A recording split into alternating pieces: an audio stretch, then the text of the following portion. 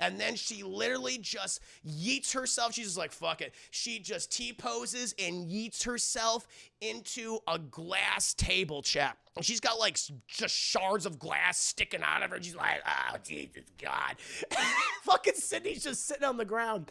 Just like, what the fuck? She's like, I'm kicking my own ass. Hello, I just wanted to thank you for clicking on my video, and I wanted to let you know not only do I create content in my YouTube channel here, Class in a Glass, but I'm also on Twitch where I play single-player games, multiplayer games, I do movie reviews, cartoon reviews, and a whole bunch of other stuff. Also, it would be a big help if you can check out my Patreon, where you can gain access to audio commentaries, reactions, and the ability to submit questions for my podcasts and videocasts. And all that content can be found in the links below. In the meantime, enjoy the video.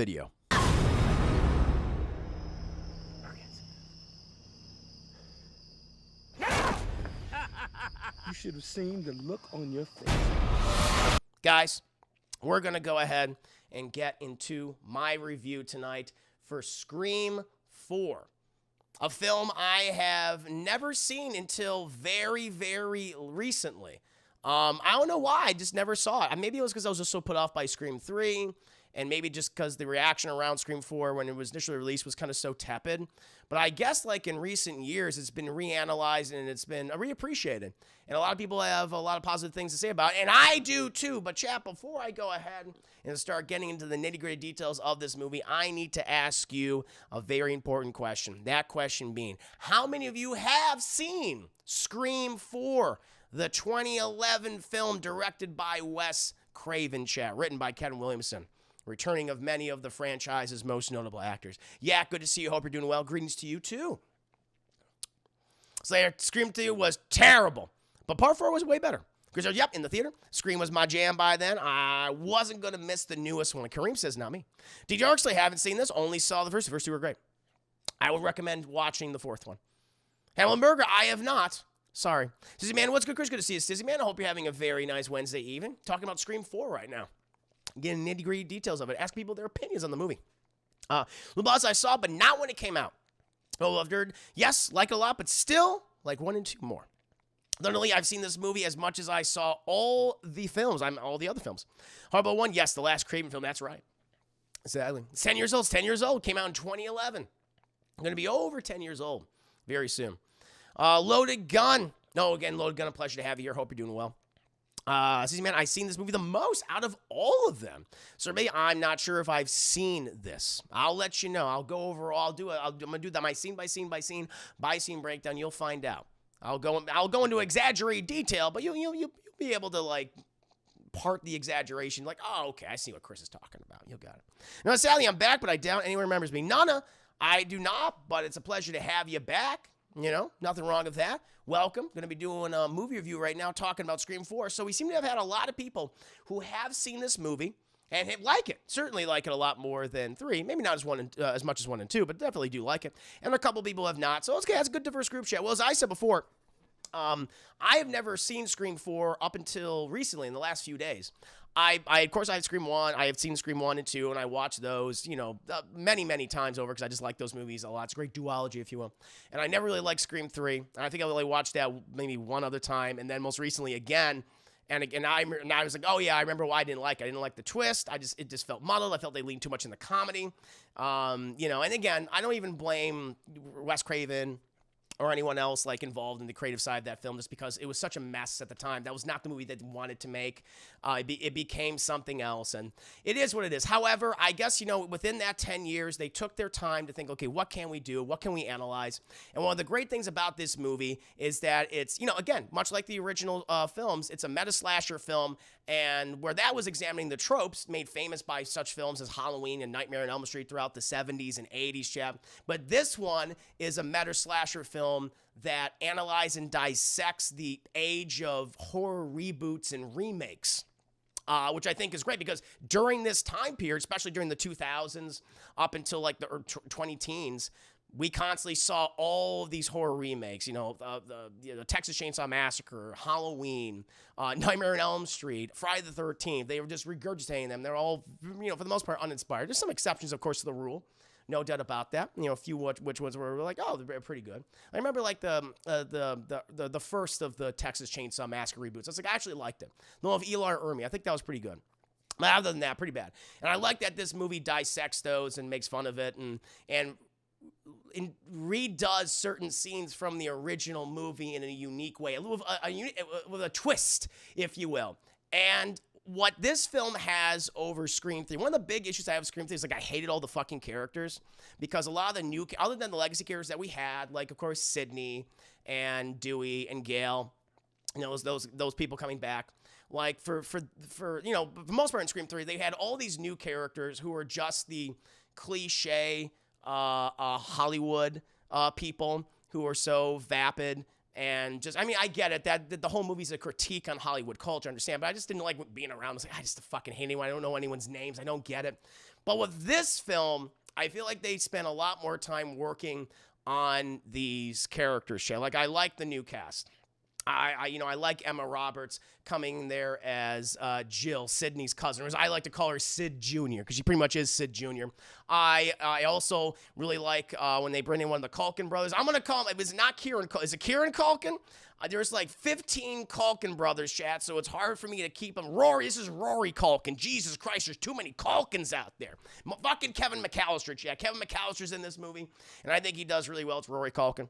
He's fun. Another character named Robbie, who I think is great. It's like you have two people who are basically like Randy. I call them the Randys of the movie. You have Robbie, who is this guy who's kind of ahead of the, head of the times. Who's like, we're gonna put all our stuff online and stream live all this thing, our whole life, so we can make money off it. He's like that, but he's also into movies. And you also have the Rory Culkin character, who's very much like the original Randy, maybe a little more sensitive, maybe not as outlandish, at least initially. So I think that's really cool. And then we have like one of my favorite new characters in this series, who also feels like she feels like a combination of several people to me, and I really like that, where she feels like, and it's God damn it, Hayden Panettiere's character of Kirby, who is fucking great. I was like, what an amazing character, chat. And she feels like a combination of both Sidney, of Randy, and maybe you can even say Rose McGowan's Tatum. She's like the best of all of them into one character. And she's the stand-up. She has some of the absolute best scenes in the film. She's a supporting character, but my God, she's above a supporting character. She just stands out. She's so charismatic.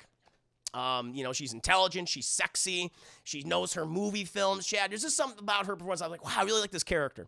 And I want to talk more about her. And I have a theory about her. It's a theory shared by many other people, because they can't take Kirby away from us. But we'll talk about it, Chad. But yeah, I think it's a much smarter film than Scream 3. It feels more confident, Chad. The kills in this movie are very brutal. There's some great violence, both like just gruesome, but also really funny. It definitely harkens back to Scream 1 and Scream 2. So if you're more with that one and less Scream 3, where it was just kind of like, slapstick and shtick, this one's more like those original two movies, which I'm very happy for. There's one kill, it's like, God damn. There's a couple. And then there's a number of ones which are just pretty funny. Nana, thank you so much for gifting a sub to M. Xavier. Appreciate that. The darkness calls to me. Darkness, welcome to stream. Hope you're going to enjoy tonight's review of Scream 4, because that's what we're talking about right now. But yeah, overall, chap, I'll tell you what. I really like this movie a lot. I was surprised. I thought, well, okay, I'm gonna go in there. It's like it's gonna be better than Scream 3. Like I was setting my expectations relatively low. It's gonna be better than Scream 3. That's what I've heard consistently across the board. I don't think I've met a single person that said Scream 3 is better than 4. And I'm watching this, and this movie kept impressing me and surprising me. It was making me laugh. I liked the characters. I liked the meta narrative of it. I was really taken aback by how much I really like this movie, but I will not reveal my rating as of yet. You'll have to find out at the end of the review, Chip. But now, my friends, let's go ahead and get into the nitty-gritty details. My scene by scene breakdown to Scream 4, chat. We start and Ghostface is already calling people, chat. It's like, we're not fucking waiting around. We're not having cotton weary in traffic, talking about getting a better part in Stab 3. Fuck that bullshit. No. Ghostface is like, what do you want?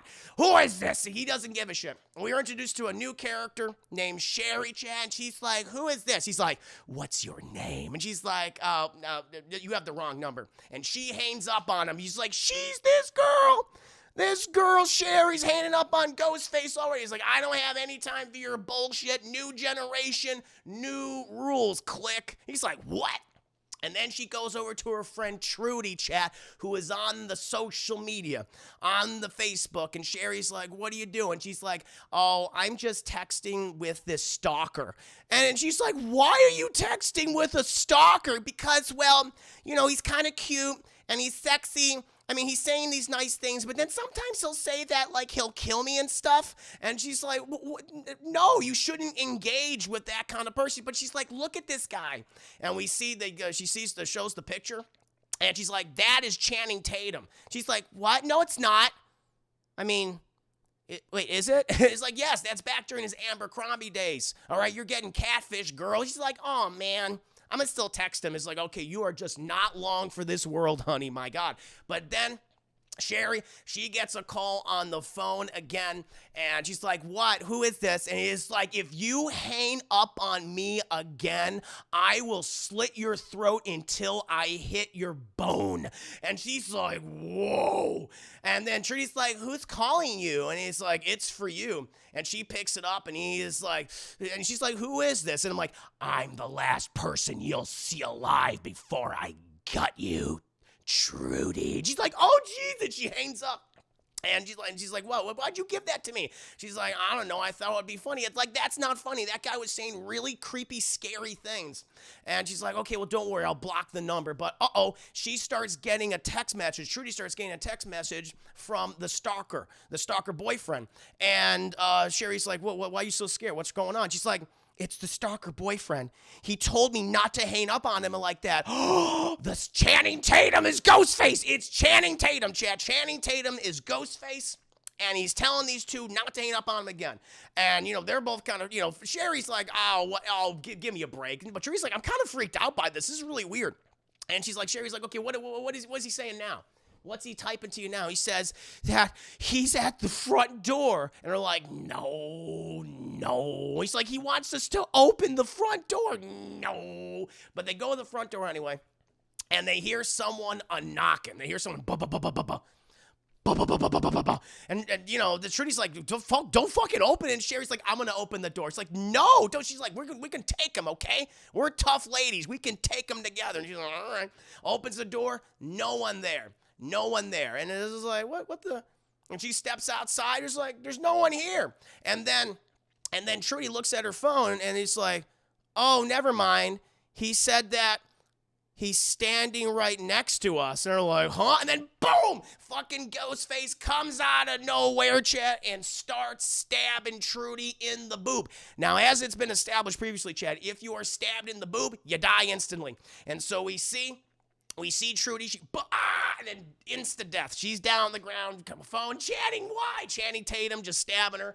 And then, Sherry's like, feet don't fail me now. And she tries to take off running, but then a second Ghostface, a second possible Channing Tatum comes out of the bushes, chat, and attacks her and slits her throat. Like he said, I will slit your throat until I hit the bone, and stabs her in the tummy. And she's like, oh, and then she dies. And then we transition, and we go to a TV screen that says Stab 6. And we now see Anna Paquin and Kristen Bell watching the movie. What we just saw, Chad. They just watched fucking Sherry and Trudy die. And Anna Paquin's like, oh, this is bullshit. This is I can't stand. They keep making these movies. And Kristen Bell's like, well, I really like the stab movies. I think they're fun. They make me jump. And she's like, no, listen. Like back in the day, like back in '96 when they made the first stab, like that was pretty good. Okay, the whole meta thing, wonderful. But at this point, it's over. Okay, you're just doing the same thing over and over again. Stab 1, stab 2, stab 3. Okay, great. But then after that, we're getting the stab 4 and 5. Oh. Terrible. I hate it. And Kristen Bell's just like, oh, but I really like those movies. She's like, I know you like them, honey. I know. And she goes to get like, I don't know, like a wine cooler or something. She comes and sits down. I mean, like, how stupid do they think that we are? That we don't understand these tropes. They feel like they need to dissect them in every single movie, okay? It's like, we get it. We get it from the first film. And Kristen Bell's like, well, I like them. And she stabs, and Kristen Bell stabs Anna Paquin in the tummy. She's like, whoa. And she stabs her again. And she's like, I bet you didn't see that coming, bitch. Now shut up and let's watch the movie. And then the title screen comes up, Stab 7. And then we go to these two other characters. Chat. This happens for a while. And we're introduced to Marnie the Carney, chat. And what was her name? What's the other character's name? Jenny. Good old Jenny, chat. And they're watching. Jenny, she's really into the stab movies. And Marnie's like, whoa. Are you telling me that it was like a movie within a movie? And, you know, Jenny's like, yeah, it's cool, right? She goes, I mean, but if Stab 6 is a movie within Stab 7, then couldn't then Stab 5 be in a movie with Stab 5 in a movie within Stab 6 and et cetera, et cetera? I mean, it's like, I think you're overthinking it. She's like, no, I'm not overthinking it. I'm just breaking down the logic, okay, of these films, and that's why I don't watch these movies. But I loved that it's movie inception, because what we just saw, chat, within the first, I don't know, for 5-ish, 7 minutes or something, was a movie within a movie within a movie. Are we in a movie? Is Ghostface going to come out and attack me during this review? It might happen, chat, at one point. But it was movie 3 Inception. Pretty cool. But, you know, Jenny clearly is really into horror movies and stuff. And Marnie's like, they're scary. I don't really like them. Then all of a sudden they hear something go bop, bop, bop, bop, bop. They hear something moving upstairs. And Jenny's like, did you hear that, Marnie? And Marnie's like, yeah, but we shouldn't go upstairs. But she's like, I'm going to make sure, because I remember, like, you know, locking up or anything. We should go check. And so, you know, Marnie's like, well, I'm going to stay down here at the foot of the steps and wait for you. She's like, okay, cool. So Jenny goes upstairs. She opens the door. And Jenny's like, oh, it's okay, Marnie. I just opened my window, like, all the way up. I forgot I did that. Like, no one opens their window all the way up, chat. But apparently Jenny does. And then all of a sudden, Marnie, she's downstairs and he hears the ring-a-ding-ding of the telephone. And Jenny's like, oh, Marnie, could you get that for me? Could you get the phone? She's like, fucking this bitch. Okay, and she goes over the phone and she's like, hello? And then we hear on the line, hello, Marnie, do you like scary movies? She's like, oh, God, what, don't leave me alone. And then we hear, and we hear upstairs it was Jenny messing with her. And he's like, oh, God damn it, Jenny, why did you have to do that? You know I don't like it, especially around this time. You know, we happen to live in Woodsboro, which is where the original murders happened with Sidney Prescott all those years ago, and we're coming up in the 15th anniversary of it. And she's like, I know, but it's, like, so funny. And I like using the Ghostface app because it makes my voice sound like Mojo Jojo. And she's like, well, that's pretty cool. And then we hear, and then she's like, oh, Marnie, are you okay, Marnie? Are you okay? And it's like, oh, that's not good. And so Jenny, she runs downstairs. She's like, oh, very funny, Marnie. Now you're pulling a prank on me. Ha, ha, ha. All the lights are off in the house now, and the phone is just in the middle of the living room. Okay, sure, whatever. And she picks up the phone, and then she like puts his like, Marnie, is this you? And he's like, no, Marnie didn't make the cut of my new movie. And she's like, who is this? Marnie, you don't have the app. He's like, no, this is no app. This is the real deal, sweet cheeks. And she's like, oh my God. And it's like, well, where's Marnie? He's like, oh, I had to cut her time short. But I can play with you, Jenny. You can play one of my favorite characters, the big dumb blonde with the big tits. And she's like, listen, my tits might be big, okay? Obviously, because, you know, Wes Craven put me in this shirt and it looks fucking amazing, as we all know. But I have a 4.0 GPA and 135 IQ, so fuck you, Ghostface. Where are you? Where's Marnie? He's like, oh, don't worry. She's coming right at you. And then, boom, Ghostface River throws Marnie right through the kitchen door, chat. She's like, she's covered. She's been stabbed in glass. She's dead. Marnie the Carney is no longer corporeal, chat. It's over for her. Vanny, thank you so much for the raid. Witness me, witness. I hope you're doing very well, sir. What were you playing? What were you streaming? Let the people know, chat. Please do check out Vanisphere streams. Follow him, subscribe to him, donate to him. But she just got yeeted. Marnie the Carney. I don't know why they call her Marnie the Carney, which is very cruel.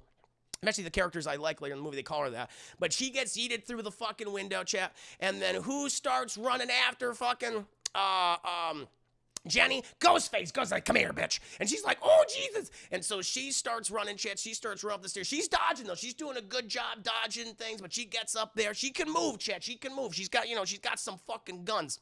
And Ghostface, he kind of falls over, and then he's like looking around, and we see that Jenny has gone into a part like the attic portion of the house because it looks all like, there's not like wallpaper or anything up there or paint.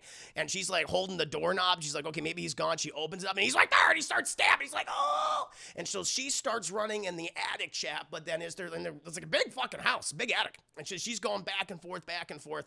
And then at one point, gets her right in the back. She gets her right in the back. And she's like, Jesus Christ. And she starts tumbling down the stairs, falling and go, God, until she lands. I guess through the attic you can get to the garage. So she crawls down the stairs and she's like, oh, Jesus Christ. She hits like the garage door and she starts crawling out like this. And Ghostface is just playing with his food at this point. He's just watching her and everything.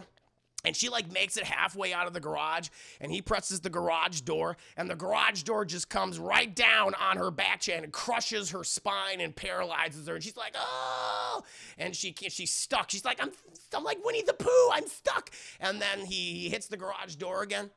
And she's trying to move, but her back's all fucked up, and he drags her in there. And she's like, oh my God, please don't. He's like, ha ha ha, and he stabs her in the boob, which is insta-death, chat. Which is insta-death. And then we then cut from the death of poor Jenny and poor Marnie, chat. Ghostface has indeed returned. Who is Ghostface? Who are the Ghostfaces? Oh, we'll find out. But now we're back in Woodsboro, chat. It's the 15th anniversary of the original murders committed by Billy Loomis and Stu. And Sidney Prescott has returned, chat. She's on a book tour, published her new book. It's a huge fucking seller. Critics love it and everything. It's called Art of Darkness, chat. And she's, driving to this bookstore of her agent, chat, played by Allison Brie, who is an asshole in this movie. She is just the worst. She's like Annie, and she's like, what if we took Annie from Community, but made her even more of a sociopath? It's like, that's kind of what we get in this film. And she steps out of the car, and she sees that Woodsboro, a lot of the community celebrates the murders from 96 because it put the town on the map. It's like the mecca for horror nerds and things. It's kind of shitty. And she notices, like, on all of the public lighting fixtures and around the parks, all the Ghostface masks are up there. And she's like, oh, my God. And then Anna, what's her name? Allison Brie. She walks up to her. She goes, yeah, do you like what they did? And she goes, well, I mean, some people celebrate other people's, try to run away from it. She's like, no, not that bullshit. No, the bookstore, honey, the bookstore. She's like, oh, and we see that it's on the front window. It's all done up with all of her new book, Out of Dark. She's like, yeah, it looks really good. She goes, yeah. So what I did was I told the bookstore owner that if they didn't put all your stuff in the front, that I would kill their cat. And then she just walks in, and fucking Sidney's like, whoa, okay, you say so. Luke the Boss, thank you for 3 bits. Art of Darkness. What she would use if she was a witch, goddamn right. Thank you for 3 bits, by the way, Luke the Boss. And so they go in the bookstore, and then Shadow's like, okay, well, we know what Sidney's doing. She seems to have put her life together after the events of Scream 3. I guess her relationship with McDreamy didn't work out, because I was implied that they were fucking dating. I don't know, maybe. They watched a movie. Was it a scary movie? I have no idea. But she's on a book tour now. And I don't think Kincaid does not get a name drop, by the way. Does not get a name drop in this film. No idea. I guess Sidney's father is dead by this point, which I don't know if that was said in the film. I don't recall. But I think by this point he's dead. He didn't die via Ghostface. He apparently died of natural cause. It was too bad that they couldn't bring back the actor. He came back for 3, but they didn't come back for 2, so yeah. But They go in the bookstore and stuff.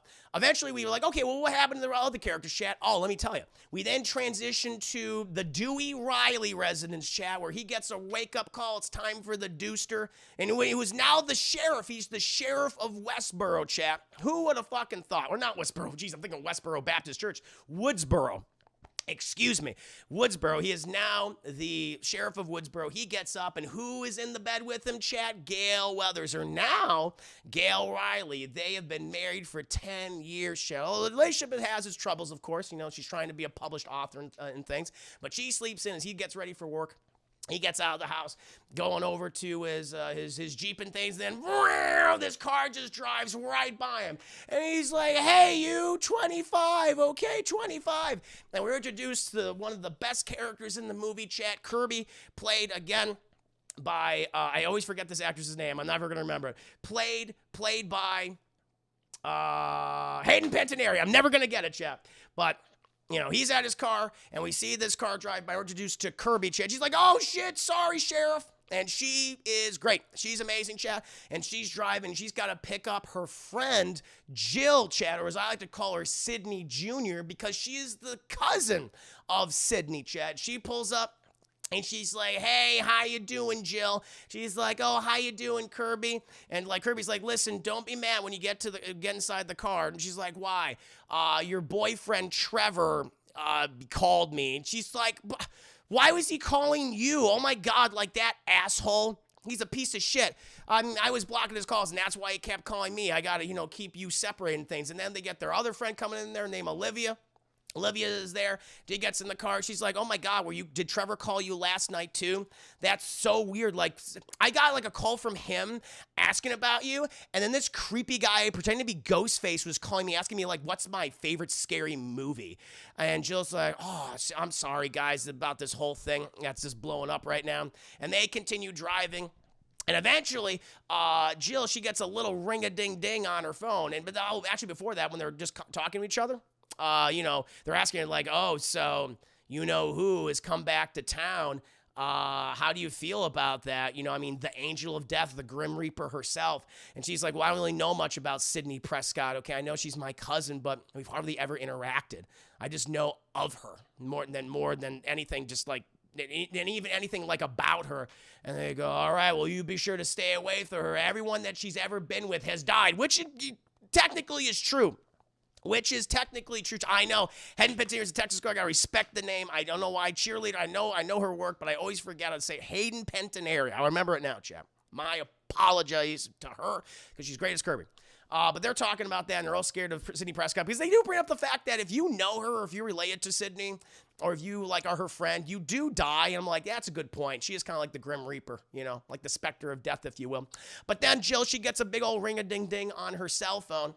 And she's like, hello? And the person asks on the line, do you like scary movies? And she's like, Trevor, is this you dick? Are you trying to do a Ghostface thing to scare me? And then you're like, Hayden, she's like, Kirby's like, no, give me the goddamn phone. I'll talk to him. He's like, don't give her the fucking phone, you bitch. I'll gut you like a fish.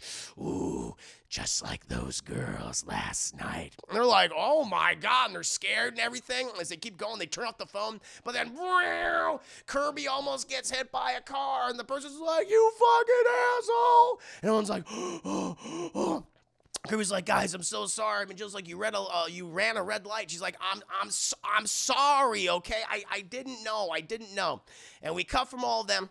And eventually, chat, we cut to Dewey, because Dewey, he's working with all the police to take down all the Ghostface paraphernalia that's around Woodsboro, chat, because all these crazy kids, they want to celebrate the killings of Billy Loomis and Stu. They were pieces of shit, so fuck them. But he's there, and we're introduced to another one of my favorite characters, chat, Lemon Squares. I love Deputy Lemon Squares. She is awesome. She's also Judy, goes by Officer. She's literally Officer Judy Hicks, which is like, in Zootopia, was Judy, Officer Judy, based off this character? They're very similar to each other. But Officer Judy is there, and she has this huge crush on Dewey, on the Dooster. How can you not, chat? Despite being older, like he's probably in his 40s by this point, he just has those boyish charms. And apparently, Officer Judy also went to school with them while they were all kids during the original Scream and Murder, chat, the original Woodsboro murders. But she's there and she's like, "Oh, don't worry, Sheriff. We're gonna make sure to take down all this Ghostface paraphernalia. Hey, how's things going on the home front with the wife? Any marital troubles you want to talk to me about? Want to confide in me?" He's like, "Oh, it's And the thing that's so funny is she is him. She's she's a female gender bent version of Dewey, and she's so charming and so funny. And I even wanted her more in the movie. I think she was great. And he's like, I mean, she's been not a reporter anymore. And she's, writing her books right now. And, but no, she's good. She's good. Okay. Well, would you like a lemon square? And she has these lemon squares. She's like, "Here you go, Sheriff." He's like, "Oh, I can't do it." She's like, "Oh, it's not like you're cheating on your wife if you have some of my lemon square." It's like, that was very erotic. He's like, "No, I wouldn't be cheating on my wife, but I would be cheating on my diet. I love lemon squares." She'd be like, "Yes, Officer Lemon Squares, I will take this." But then they get a ring-a-ding-ding on the phone, and they're saying, something happened to Jenny and Marnie the Carney. They're dead. Get over to their households. They're like, "Oh." And so they get in their cop cars and they go in that direction, chap. Eventually, we cut to Gail Weathers, who is watching the YouTube chat. She's watching a YouTube video, an interview between Sidney Prescott and some CNN, ABC News, whatever, and how they're just interviewing about her book and saying like, "Wow, Sidney Prescott, went to isolation for all the years, and you came out with this book, and it's speaking to so many people. It's a commercial bestseller, critical. Everyone loves it. Everyone across the board, both readers and critics. But the thing is, you have all these stab movies that are coming out there. How do you feel about that on the anniversary of how this all started with you?" Gail Weathers famously wrote all those books. She's like, "Listen, Gail and I, that's in the past. She's a good friend." And Gail's like, "Goddamn right I am, and I'm going to continue to exploit your ass for money and fame." She's like, "I'm trying to move on with my life. I'm hoping that this can help people move on. I've managed to come out of the darkness, and I hope other people can too. And I want to reinvent myself, and I think being an author has been such a fulfilling experience." And they're like, "Well, Sidney Prescott, everybody. She's great. We all love Sidney. Sidney's like the best person ever. Buy her fucking book. I'm telling you to buy her book. I bought 3 copies. Buy it." And so then we cut to Gail was just like, she's very mad. She's very mad because she's been struggling to write fiction books, and she can't. She doesn't have an original thought in her skull. And she's like, "Chapter 1, I don't know what the fuck to write about. Shit." And she gets up, chap, because she has some thoughts and some opinions. Eventually, we cut from these people, and we go to, we then cut to the school. We're introduced to Robbie, who is upset. These are the Randy twins, if you will, the Randy kids, Chad. It's like, what if we took Randy and you just cut Jamie Kennedy down the middle, and you managed to Frankenstein 2 people, one person to 2 people. That's what they did. And so we have one guy named Robbie who is obsessed with filming everything. He's always live streaming stuff. And then we also have the other character, chap, who is, what's his name? Kevin McAllister. Kevin McAllister, chat, he is there as well. And he's doing his thing. Wait, am I going to make sure I'm not ahead of myself? Am I ahead of myself? Yeah, no, I'm right here. I'm on track, chat. Just want to make sure. And so they're on their school. They're talking about the cinema club and the stab, movie marathon party they're gonna have in the next couple of days. They're super excited about it, right?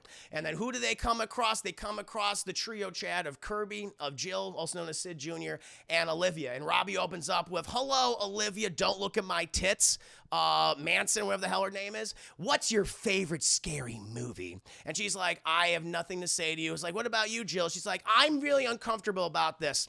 And then you ask Kirby, and she's like, "Bambi." And then fucking Rory Culkin's like, "Ha ha ha! Oh, that's really funny, Kirby." And then she just proceeds to ignore him. And, Robbie's like, "Dude, what are you trying to do?" He's like, "You can't get with that girl." He's like, "But, she's really cool and smart and sexy, and she likes horror movies like I do. Why won't she notice me?" And he's like, "I don't know." And they continue walking. Eventually, we're inside the school, and Jill and Kirby are talking at their lockers and that kind of thing. And they close the lockers, and surprise, Trevor. He's there. He's like, "Hey, why don't you take my calls and stuff?" And Kirby's like, "Hi, Trevor. Bye, Trevor." And she leaves. "I'll let you handle this, Jill. If you need backup, you call me, okay?" I'm like the second best character in the movie, so you call me. And Jill's like, Trevor, okay, listen, you cheated on me, all right? You cheated on me with that slut, Jenny. It's like, we just, went out on a date or whatever. It's not like a big deal. I was like, I didn't have sex with her or anything. She's like, you don't do that, okay?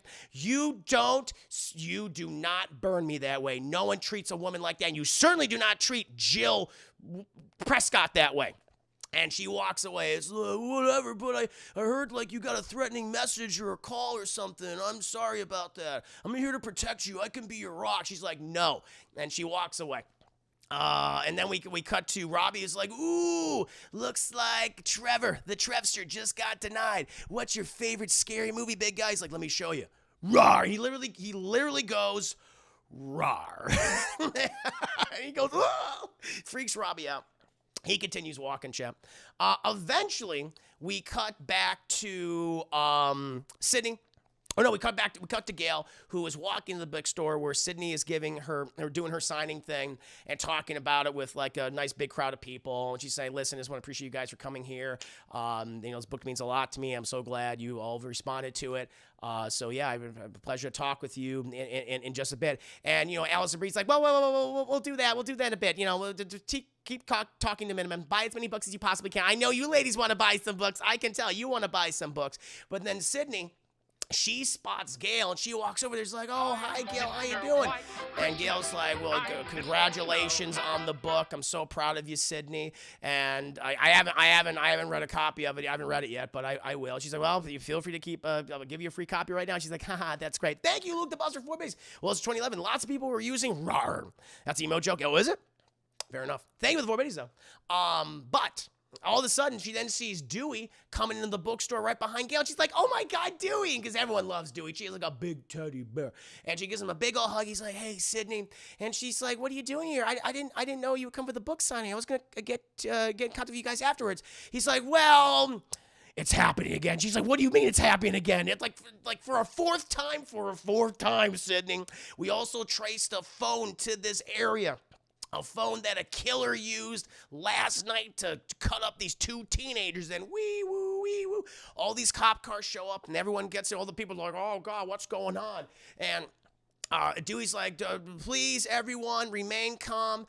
We just need you to stay quiet as we analyze the situation." Allison Brie comes over and says, "Excuse me, this is a book event, sir." And he's like, "Well, this is a police event, ma'am." And Gail's like, "What's going on, Dewey? Tell me what's going on." And then Judy's like, "Excuse me, Mrs. Riley, okay? Gail, can I call you Gail?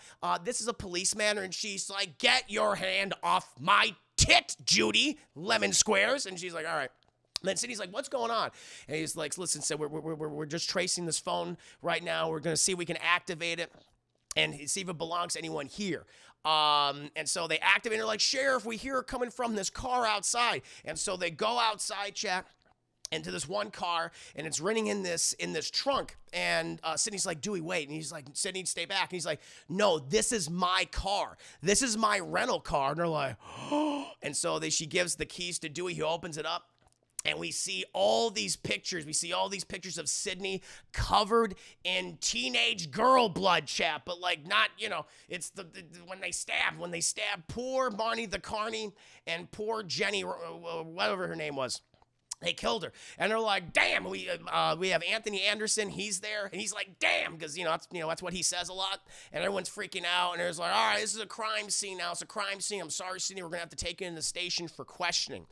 We then transition back to the school chat where we have this teacher going like, "Okay, everyone, I want you to hand in your essay tomorrow about what makes Woodsboro best." And everyone's like, phones start going off. He's like, "God damn it, guys.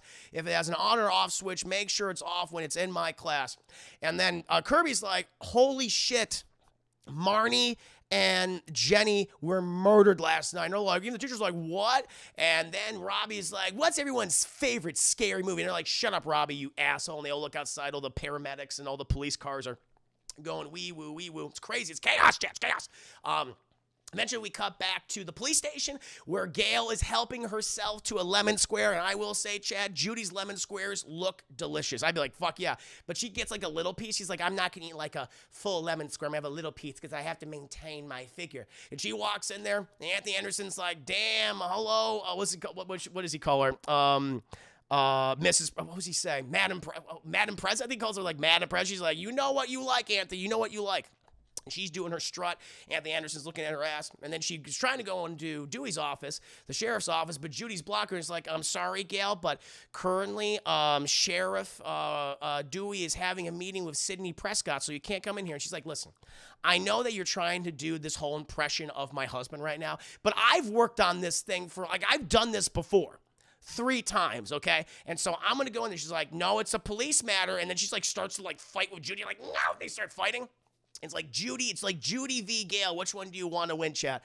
I kind of want Judy to win because she has lemon squares, and they look fucking delicious. But then Dewey, he goes to the door, and he's like, listen, honey, take it easy. It's okay. He's like, I'll talk to you later, Sidney, okay? And they go in there, and Gail's like, Dewey, what are you doing? Why aren't you involving me in this? And he's like, we're trying to keep this secure. We can't have any information getting out there to the public. He's like, it's already on the internet, Dewey. He's like, it is? Like, he doesn't even know. It's like, oh, no, that's not good. And she's like, you need to have me involved. We're partners on this, okay? We've always been partners. He's like, all right, but, you know, I can't have this information getting out. He's like, you treat me like I'm the press. I'm your fucking wife. And he's like, I understand that, okay? I get it. I'm stressed out. I don't have to do this for a 4th time.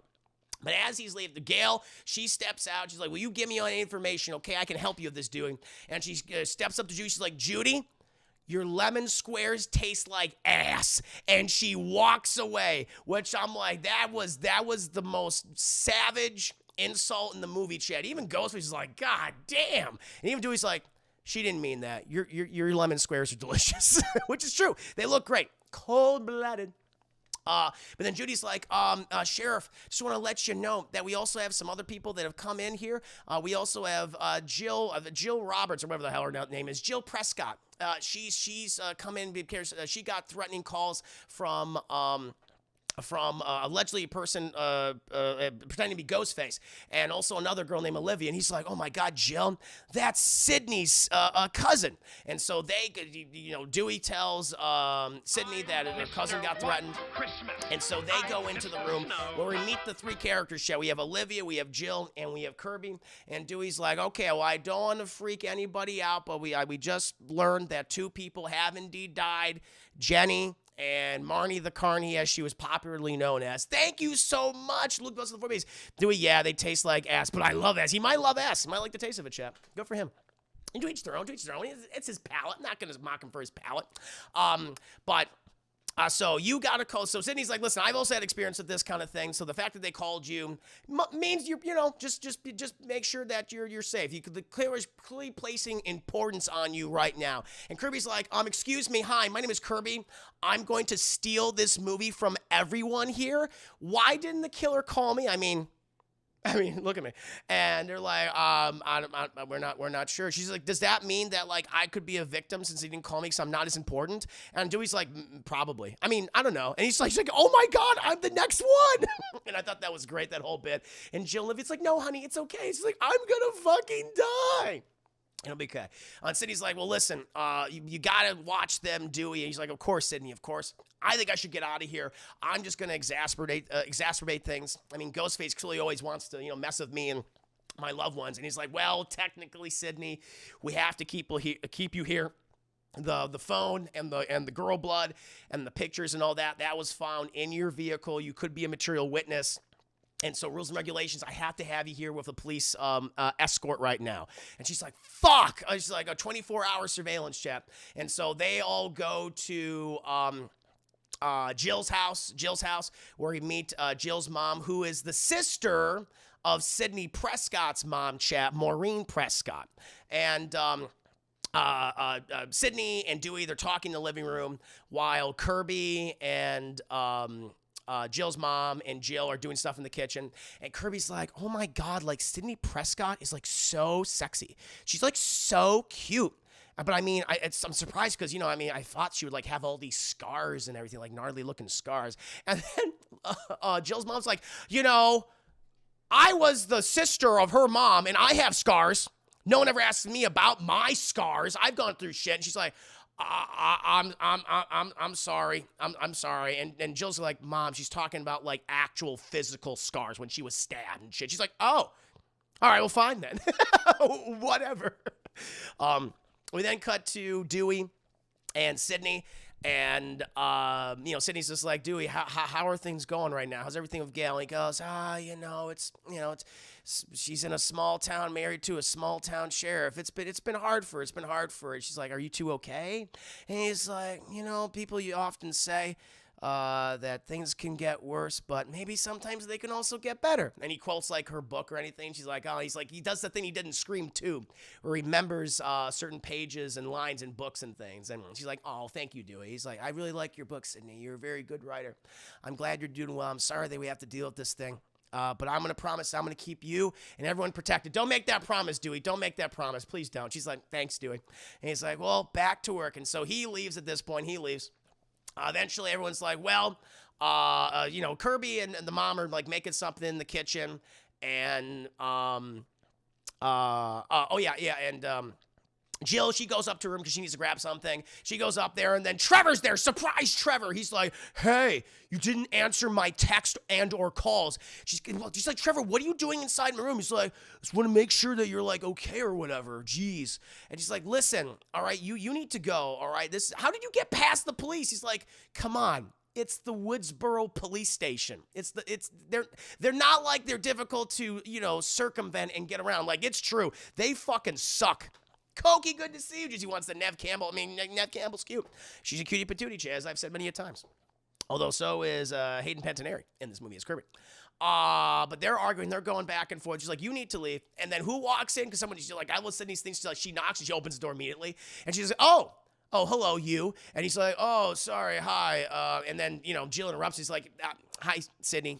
This is my ex-boyfriend, Trevor. He's just about to leave. And he's like, whatever. And he's going. He's like, hey, well, you know, it was nice meeting you. You know, it's cool to meet you and everything because of like who you are and what you've gone through. But, you know, I got to go, obviously. I haven't read your book yet, but I'm going to pick it up. Let me know when it's on, you know, ebook. It'd be easier, digital. Come on. But you know, also, you're smaller in person, which is like, fuck you, dude. And he's like, She's like, okay, great, bye. And he leaves. And Jill turns around. Sidney's kind of like looking at her, and Jill's like, well, what is it? What is it, Sidney? And she's like, oh, I'm sorry. It's just, well, you remind me of me. You remind me of me from a long time ago. And she's like, oh, really? I do? In what ways? He's like, I don't want to go into any detail. Just listen, if you ever need anything, just let me know. Listen, I know people, I've said this to so many people before, but if, you know, I know what you're going through. And I know that doesn't feel like a lot when someone says that to you, but coming from me, I know what you're going through right now, okay? Like, let me know if you need anything. I'll just be in the next room. She's like, sure. Eventually, we then cut to the police officers chat. We have Officer Perkins and Officer Haas. I believe Anthony Anderson plays Officer Perkins. I forget who plays Officer Haas. But they're in the police car, and these are the two bumbling idiot cops of the movie chat who talk about cop stuff all the time, cop tropes in films. And I remember it's funny when Anthony Anderson sits down in the car and like the other officer is like, hey, what's a 4-letter word for courage? And Anthony Anderson's like, guts. He's like, yeah, guts. It's like, Is that Adam Brody? Okay. Yes, Adam Brody. Thank you. Adam Brody's the other cop. Adam Brody and Anthony Anderson. But then they see Olivia. She's pulled up in her car, and they're like, oh, look, it's that other girl. She's on the list for us to protect. And Anthony Anderson's like, I'd protect that ass all day. I wish I was her next door neighbor. She's like, she is a teenager. She might be played by a 25-year-old actress, but she is a teenager. Jesus Christ, keep it in your goddamn pants, Anthony. But she's like, oh, my God. But she calls. She gives a good old ring-a-ding-ding to Jill and Kirby, who are currently watching Shaun of the Dead. Good choice. I told you, Kirby. Kirby's got some good taste, chap. And they're laughing. They're at the scene where Shaun and Nick Frost's character. They encounter Ed. They encounter the zombie girl Mary, and they push her on, and they're laughing. It's like, that's so funny when she fell in the thing and all the guts came out. Yay! But they get the call. And Kirby's like, hey, girl. She's like, hey, what are you guys doing? We're just watching Shaun of the Dead. It's really funny. Hey, do you want to come up and we can all, snuggle and watch together? She's like, no. My mom is visiting her boyfriend right now, so I'm just going to hit the hay early. And they're like, oh, okay, I understand. No problem. And so she goes upstairs. But then Jill has ooh, Kirby, I have a really good idea. I want to do a prank on Olivia. And she's like, okay, sure. And so she calls her. And Olivia picks up the phone, and oh shit, Jill's doing a fucking killer Ghostface impression. She's like, wow, you sound just like Ghostface. He's like, hello, Olivia. Do you like scary movies? And Jill's like, ha! And he's like, oh, Jill, always pulling pranks and stuff. She's like, sorry, I just can't help it. Tee-hee-hee, tee-hee-hee. But then Jill, she gets a little ring-a-ding-ding on her phone. She's like, hold on, Olivia, I have another call.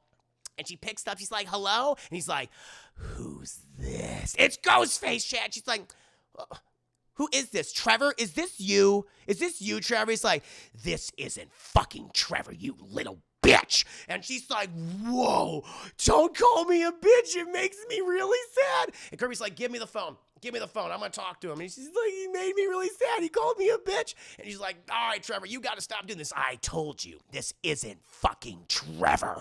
And if you keep calling me Trevor, I'll kill all of you. And she's like, whoa, this is someone serious. And Olivia's on the phone. She's like, who's calling you guys? It's like, I also put him in. And so they're having a three-way conversation at this point, chat. And she's like, listen, whoever this is, you can fuck right off. We're watching Shaun of the Dead. It's really funny, and you're ruining the movie. Oh, I notice you're watching. Oh, no, she doesn't say that. What happens is Ghostface sees, I see you're watching Shaun of the Dead. She's like, how do you know we're watching Shaun of the Dead? And he's like, that's because I'm in the closet. And she's like, oh, shit. Jill's like, wait, what is he saying? Kirby, what is he saying to you? And Olivia's like, oh, God. And then Kirby goes to the closet, opens the closet doors, and it's just clothes and girl stuff, chat. Just clothes and girl stuff. And she parts all the clothes and girl stuff and vibrators, and there's nothing. There's nothing in there. And she's like, yeah, asshole, you're lying. You're not in the fucking closet. I didn't say I was in that closet. And then we cut to Olivia, and then boom, Ghostface pulls a Kool-Aid man, chat, and he just starts punching and stabbing the shit out of Olivia. She's like, oh my God. And she gets a stab through the fucking, this is one of the best kills in the movie. Gets stabbed through the fucking hand, all the way. She's like, cuts her fingers off. She's like, oh, starts just throwing her against all of her furniture, chat. And Jill, poor Jill and Kirby, they're watching this from the other room. Sidney wakes up and murder. And so she goes over and she sees what's happening. And Sidney, she is a woman of action, Chad, as we know. She runs downstairs. She takes the cops are gone. Fucking Anthony Anderson and Adam Brody, they fucked off somewhere trying to do crossword puzzles and lusting after teenage girls. But she takes a potted plant, shit, and yeets that shit. Yeets it right through this. Everyone has glass doors in Woodsboro, which I think is really stupid. You shouldn't have that. Have everything be metal and have gates on things, but people just don't care. They like the aesthetic of the glass in the woods. It's not going to protect you from Ghostface. And she goes through there, opens up the door, run up the stairs. But at this point, we're then cut back to Olivia, who is just getting stabbed, and Chad's over. If you think maybe Olivia can make it, no, it's over, Chad, because she's getting stabbed in the tummy, boob stabs, everything, neck stabs, she looks like a pincushion of blood just splurting out of her, and the Ghostface ain't done. He ain't done, baby, because then he grabs her and he yeets her head through the window and her torso. And he rubs it on the windowsill so all that glass gets in there. Tummy and Jill and the Kirby are like, oh my God. Oh. And they run off because they're scared. They want to go help Olivia. Now they're going to fucking help her. Great. And then Ghostface turns her over and just starts cutting her open. It's a really grisly kill. Eventually, Sidney gets up to the room and she finds poor Olivia, who is completely disemboweled on the bed, all of her intestines, all of her innards. Up there, she's like, oh God. She's like literally, there's blood everywhere. It's just coated the room. And she just kind of squats in the ground. It's like, oh my God, oh Jesus, oh God. Eventually, Jill, she comes up there and she runs up the stairs and she's like, what happened? What happened? And Sydney's like, don't go in there. And Jill's trying to get in there and go see her friend. She's like, don't go in there. And she's like, it's your fault, Sidney. You're right. She was right. You're the angel of death. You're the Grim Reaper. And she's like, Jill, how could you say that? We're family. And then boom, Ghostface is like, am I interrupting something? And he starts stabbing Chet. He slashes Jill in her arm, cuts her right down there. I'm just like, oh. And then Sidney and Ghostface start tussling. They go, bah, bah, bah, bah, bah. They fall down the stairs. And Sidney's like, I have gone through 3 movies of doing this shit. And she just fucking drop kicks him. She just puts all of her weight in this drop kick. Boom, hits him right in the head. Because I love when Ghostface is just always flopping and falling down these movies. I think that's very funny. And he has one of the biggest flops I have ever seen, and he's like, it looks like he's knocked out cold at that point. And Sydney's like, fuck you, yeah, that's right. I know what I'm doing, And then she goes to see Jill, and she's going up the stairs. Jill's like, stay away from me, just fucking ow, it hurts really bad, just stay away. And, Sydney's like, and she's crying. And she stays at the bottom of the stairs. And then Trevor, he comes in and is like, hey, I heard something. Oh, no, Jill. And he runs up the stairs. She's like, put pressure on it. And Kirby comes over. And she's like, Sidney, what happened? Oh, my God, Jill. And she goes up there, and they carry out poor Jill. Eventually, Anthony Anderson and Adam Brody, they come in. They're like, sorry, we were busy lusting after teenage girls and working on crossword puzzles. What happened, Sidney? And she's like, Ghostface happened and got him right. Fuck, God damn, he pulled a Batman. Ghostface is gone, chat. Ghostface is gone. Adam Brody, he goes off in the direction of Ghostface while Anthony Anderson attends to Sidney. He's like, you should get that looked at. She goes, listen, you should head upstairs, but it's rough. It's a rough scene. He's like, don't worry. I've got protection. And it's like, I see what you did there. And he has the gun. I got protection. He goes up there. Eventually, we then cut outside. Sidney is walking outside, and the whole neighborhood's like, get the fuck out of Woodsboro, Sidney. You suck. You keep bringing serial killers to this place. Just stop it. You suck, Sidney. Boo. I'm not going to buy your book, Sidney. Boo. After that, finally, Jill kind of feels bad. She's like, walks up to Sidney, and she's like, Sidney, I'm sorry that I said all those mean things to you like 5 minutes ago, because those people were being like really mean to you, and I see that I was kind of being mean, so I'm sorry. And they kind of hug, and Trevor's like, I'm sorry. They're like, get away from me, Trevor. Get the fuck out of here. And Kirby hugs, like, well, Kirby, get in here, Kirby. She's like, thanks, guys. I like hugs, too. So everyone's very, very sad at this point, but it's not great. It's not great. The situation has gotten even worse. They take care of the wounds. Eventually, it's later that evening. And Sidney, we get a hell of a fucking funny scene after this. Oh wait, am I here? I'm trying to remember, where are we now?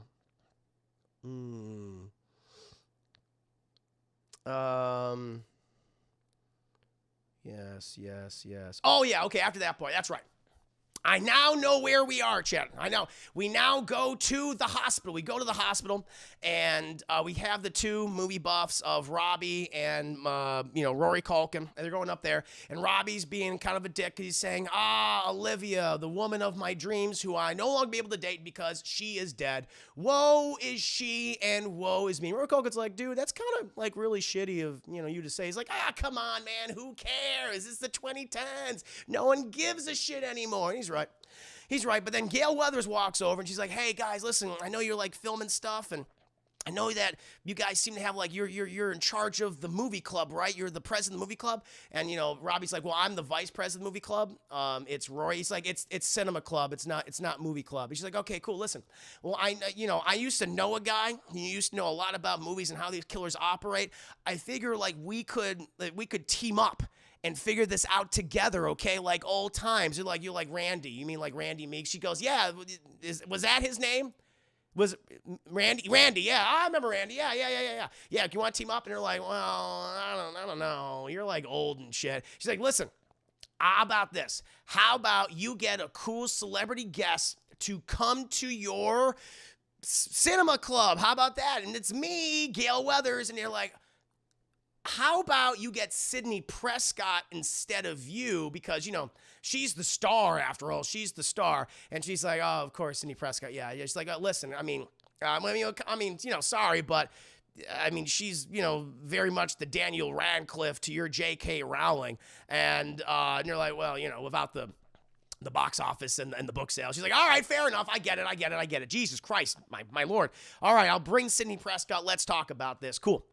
And so after that, we cut to Allison Brie, who is just reveling in being a shitty person. She calls, I guess, her manager, and, she's like, I thought, like, this whole press tour would be, like, really shitty and awful.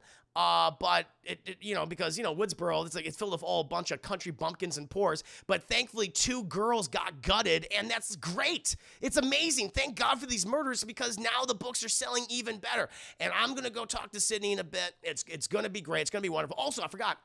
She had a scene with Gail earlier in the movie, and where she's like, oh my God, Gail Weathers, like yesterday's news, it's so good to see you. Like, you were my whole thing in the 90s, like when you were relevant. And then, of course, like, you like live here, you married Dewey, who you were working with. I mean, I didn't believe that relationship would work out. Like in the movies, sure, of course, but in real life, like never, which is a meta, commentary, because Courtney Cox and David Arquette actually got married in real life. And also in the movie, which I think is funny. And Gail Weathers is like, honey, you're a piece of shit. Get the fuck away from me. She's like, oh, how rude. And she walks off.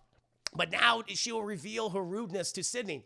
Because Sidney, she exits, and the doctor's like, just take a few weeks off, okay? No bruises, no broken bones, but you need to rest. You're stretching yourself out. You're stretching yourself out, Miss Prescott. She's like, I got you, Doc. I got you. And Allison Brie walks in. And she's like, listen, Sidney, I just want to let you know I got a new contract all figured out for you right here. The publishing firm, they want 3 more books from you at this point. And you see that blank line right there? That's where you could put that's where you could put the amount you want to be paid. Totally up to you what you want to be paid. It's out there. We're going to make so much fucking money off of all these dead pores. Isn't that great? And she's like, you're a shitty person, Allison Brie. You're fucking fired. She's like, you can't fire me. I'm Allison Brie. She's like, I don't care. And it's like, well, how rude. It looked boss like with the 4 base.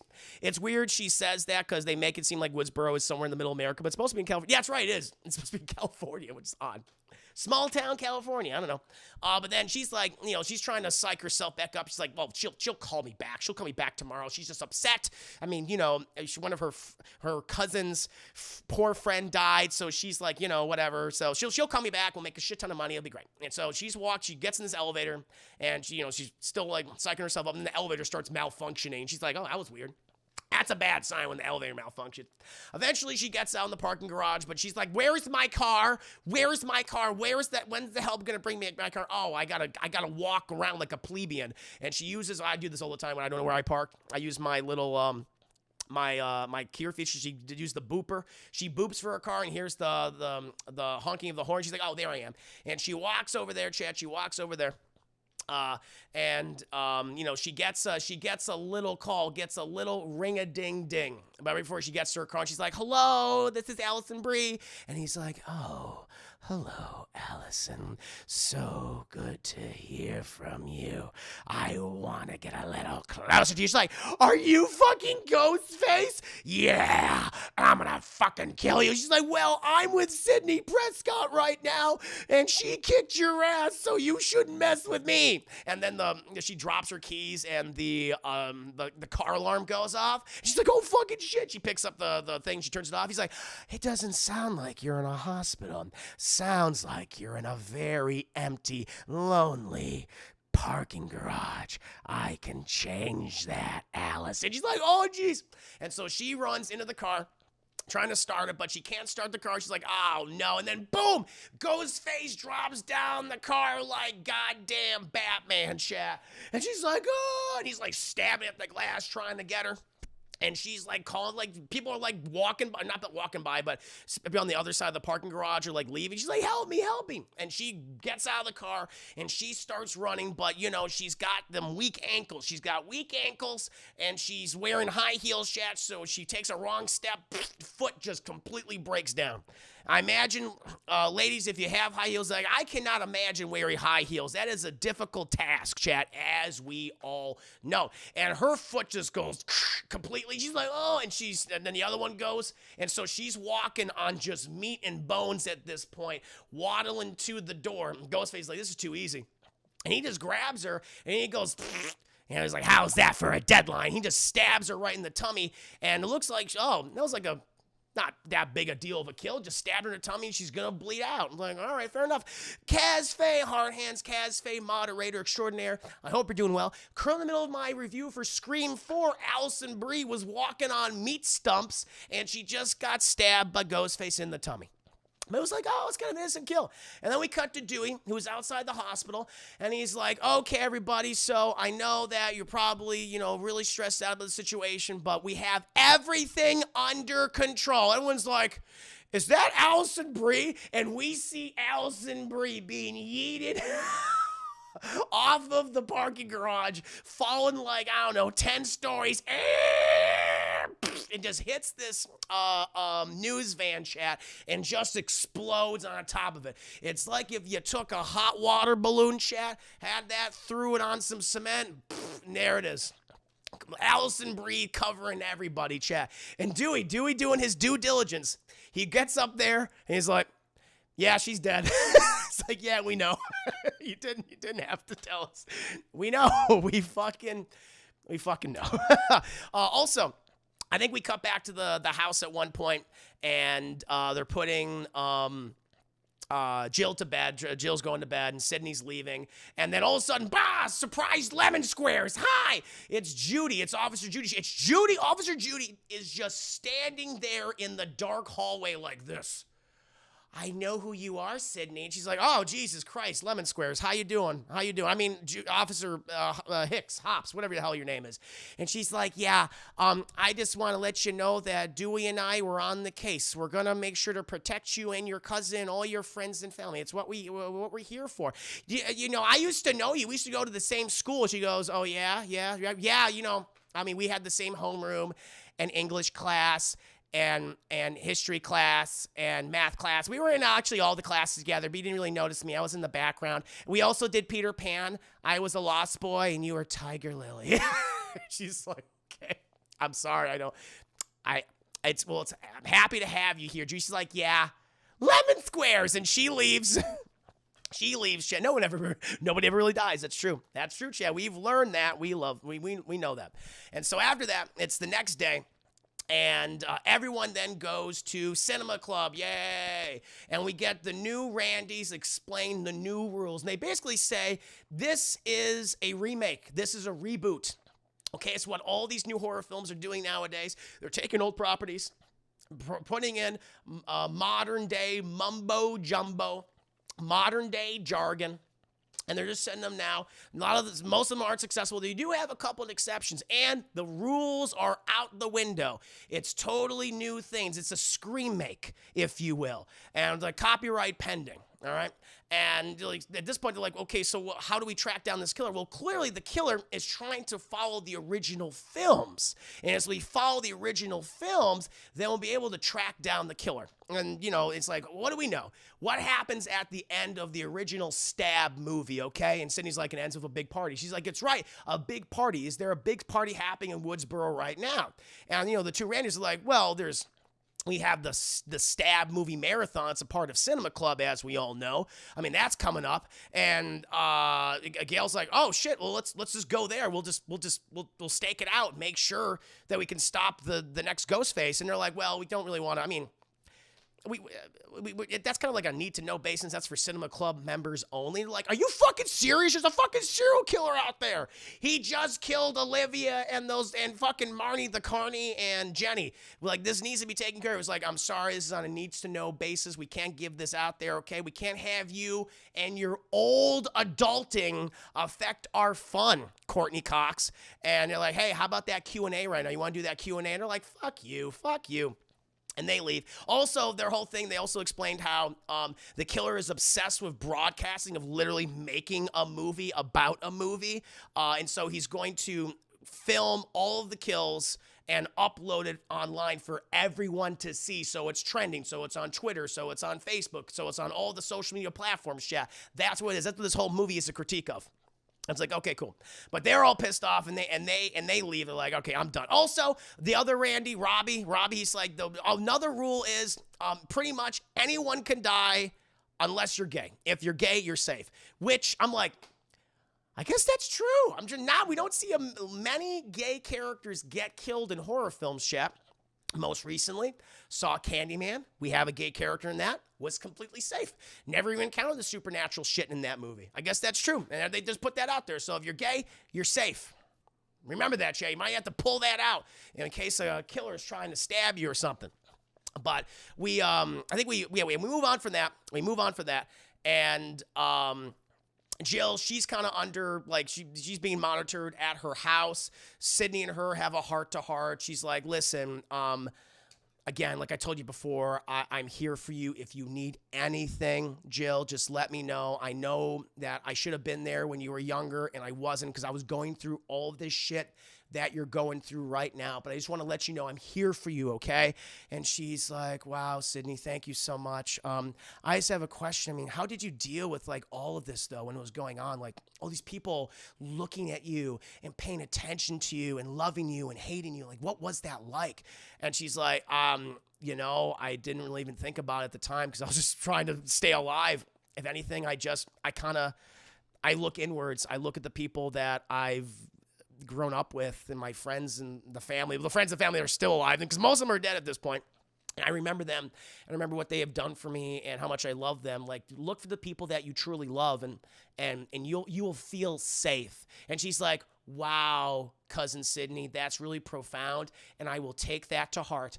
I'm going to go upstairs now, and I will be there for the rest of the movie. Okay, wink. And she's like, okay. And then Sydney's just kind of sitting in the kitchen, and then she looks up and she saw a reflection in this window, and like someone's behind her just looking at her like, ooh. And she's like, what? She turns around, she's like, what the fuck was that? Oh, you'll learn. You will learn, but it's really weird. Eventually though, we have, oh yeah, Jill, she calls Kirby, and she's like, all right, Kirby, are you going to infiltrate the Stab movie party marathon and see what's going on? She's like, yep, I'm going to be here right now. I'm going to let you know if we encounter the killer, so you remain safe, Jill. I'm Kirby, and I'm a great character. He's like, hell yeah, you are. And so she goes there, which is an abandoned barn, which is already pretty scary to begin with, chat. Goes in an abandoned barn. We have the two Randys there. We have Robbie, and we have Macaulay Culkin's little brother, Rory Culkin. He's there. And they have the alcohol. They have doobie, smoke. It's great. It's so good. And she goes in there, and Rory Culkin's like, hey, Kirby, I really appreciate your movie knowledge, and I think that outfit you have on is really cute. She goes, yeah, that's nice. Thanks, honey. And she gives him a little pat. He's like, oh, he just wants some loving. But then who also shows up at the party, chat? Gail. But she goes in under disguise, and she has because everyone's wearing Ghostface masks, so she wears a Ghostface mask, and she's trying to be like a kid, and she's going like, hey, what's up? How you doing? Dab, dab. It's very funny. And she starts setting up all these video cameras there so she can film and see if she can catch the killer, chip. So she sets up in like 4 different locations. 3 on the ground, and two on the ground, and then 1 where they start the movie. And it's funny because they show Stab, the beginning of Stab, which is what we saw in Scream 2, in the beginning of Scream 2, and it says directed by Robert Rodriguez. We have a lot of those actors who are in that movie. It's like, oh, that is so fucking cool. They're doing that again. And, you know, she puts a camera right there next to the screen. She then goes up and she puts 2 more cameras up there. And then she goes back to her car to check on the situation. Meanwhile, Kirby, she's watching the films and stuff. She's seen everyone's reaction. She's like, well, this is kind of cool. It's kind of cool, I guess, you know, whatever. But then she's like, okay, I didn't spot anything, so I'm going to go tell Jill to meet at my house so she'll stay safe. So she gets up, and she's like, pretty cool, guys, pretty cool, but not as cool as what I got going on at my house. Want to come to my house afterwards? And they're like, yeah, Kirby, we do. And she's like, all right, get your nerdy ass over there. Let's watch movies. But before all that shit happens, chat, because they got to finish the Stab movie marathon. They got 7 fucking films to watch. It's a lot. We cut back to Gail. She's in the cop car, and she's analyzing the camera. She's like, all right, you fucker. Goddamn Gail Weathers. I still got it. And then all of a sudden, someone starts covering up the cameras. Someone starts covering up the cameras with camera 1, camera 2, camera 3, and the camera at the top. They turn around, and it's Ghostface. Oh, she's like, son of a bitch. And so she runs in there, chat. She runs in there. She's looking, but anyone could be a ghost face. And she goes up there, and she finds the camera. She gets the camera, and she's holding it like this way, right next to her hip. And then she sees there's another camera right next to her camera, Chad. She's like, what the hell? Because it's like focusing in on her. Meanwhile, Dewey, he has just learned of the events going down at the barn. I'm trying to think who gives him the information. I think it's, I forget who it is, but someone gives that information. He finds, oh no, I think it's Gail. Gail tells him about it, and he gets over there, and, oh no, it's Judy, that's it. Judy gives him the information, and then he heads over there.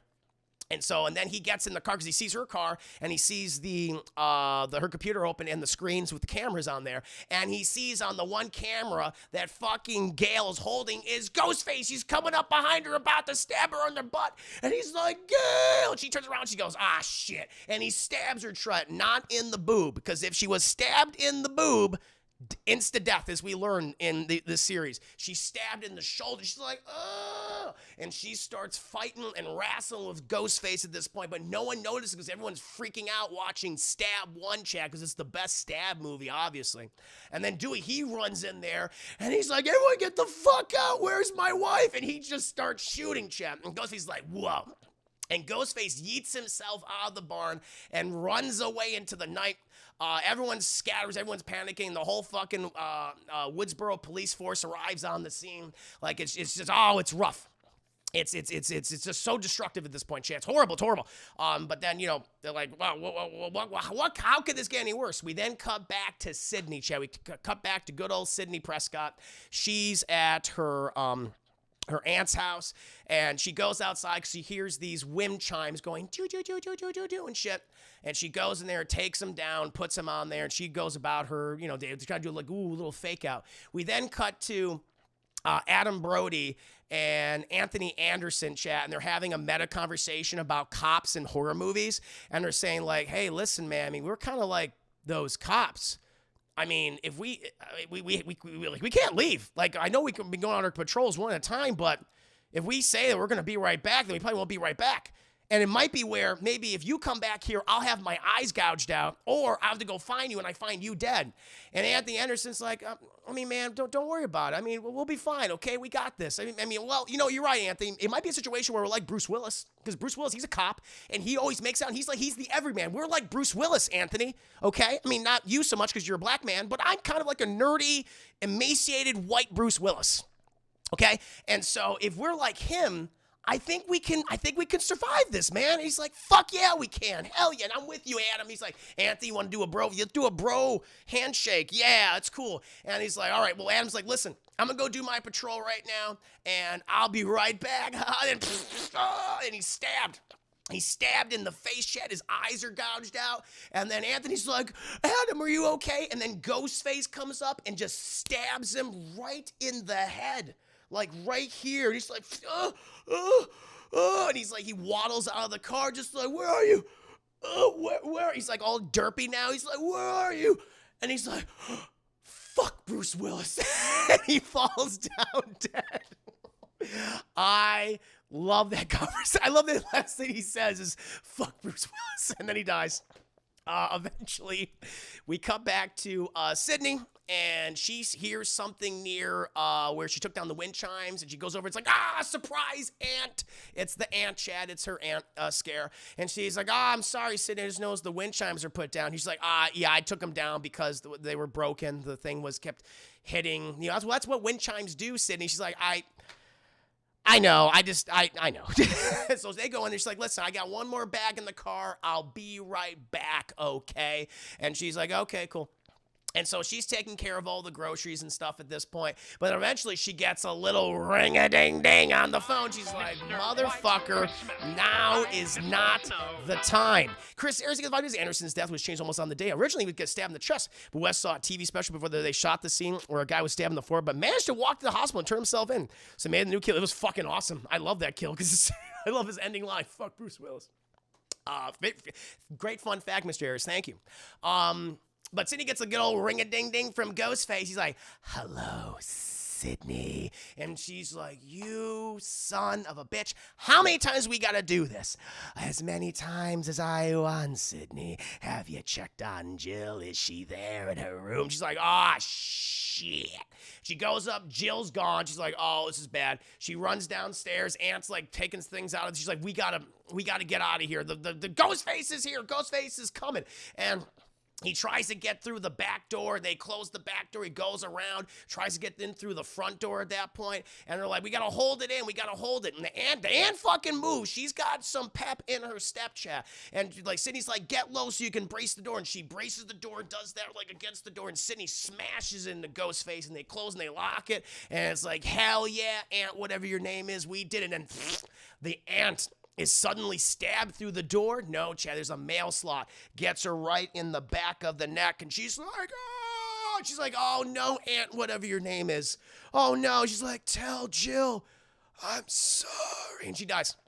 And that's not good.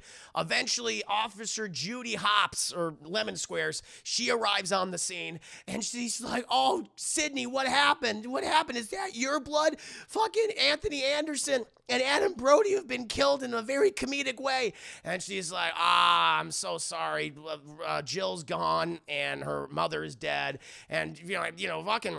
Officer Judy's like, well, don't worry, okay, I'm gonna give you some of my lemon squares, and we're gonna make sure that this situation is right as rain, okay? So I'm just gonna go ahead and check to see if the person you said is dead is actually dead. She's like, and she goes over, she's like, oh yeah, she's dead. Sydney?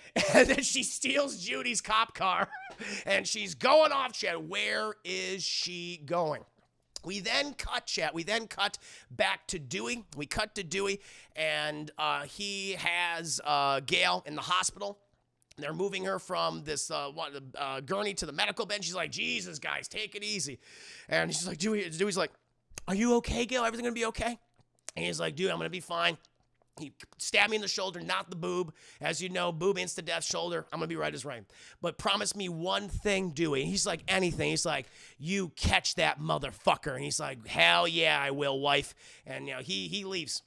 Eventually, though, we cut to the abode, the house of Kirby, chat, and she's hanging out with Robbie and Rory Culkin and Jill. They're there, and, they're having some drinks. At this point, Robbie is he's super nervous because now he thinks he's going to be an accessory in an attempted murder at the Stabathon, chat. I mean, he's like, it's the fucking sheriff's wife. They're going to come after my ass. Going after both of our asses, Rory Culkin. Rory's like, yeah, it would be pretty bad. And the whole time, as Kirby is drinking, she's just looking at, Rory Culkin. She's like, you know what? I will have sex with the third Culkin brother. That is decided. Oscar, this release, Adam Brody was ready or not. He was the brother. I told you. Oh, real? Oh, shit. Oh, that's right. That was right. He was great in that. He was very good in that. But they're talking everything. And, listen, Rory Culkin's like, listen, guys, I know that the circumstances don't call for it, but I'm going to finish my fucking Stab movie marathon. I'm putting in Stab 7. And Jill's like, I don't want to watch that, especially what happened to Olivia. And Kirby's like, come on, it's okay. Stab 7 was Olivia's favorite Stab movie. We're going to watch it in her honor. And then we see Rory Culkin's like, wow, Kirby, you have a lot of great horror films up here. I mean, you have Suspiria. You got John Carpenter's Halloween, of course. You got some good stuff. She's like, hell yeah, I do. I'm a woman of taste.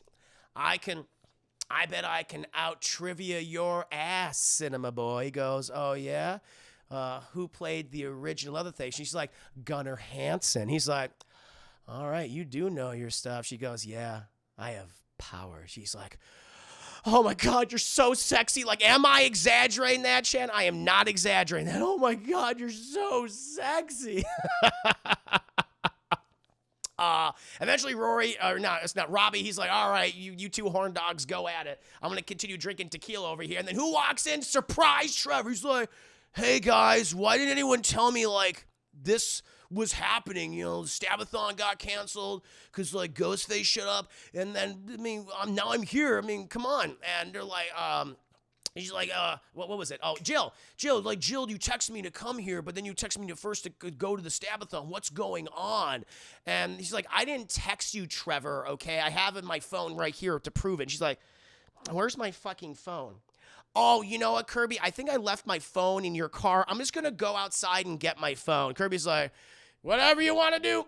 And so she gets up, and Trevor just kind of sits there, is like, whatever. Robbie, he goes outside, and he's just drinking the tequila because he's all depressed and fucked up. And he turns on his live streaming device, his headset, and he's walking around, and he's doing things. Then boom, he's like, "Oh, Ghostface!" Not Ghostface, is a plant. He literally just walked into a fucking potted plant and hit his head and scared himself. Chat. Dropped the headset, puts it back on backwards, and waddles out into the night. All right, see you later.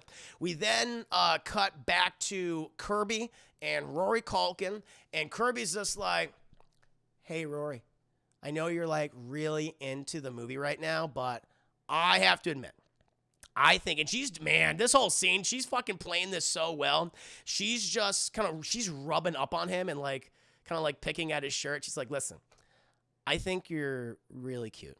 He's like, "Really?" She goes, "Yeah, I think you're really cute. And I'm a little drunk, I'm feeling a little lonely, and I'm a little scared.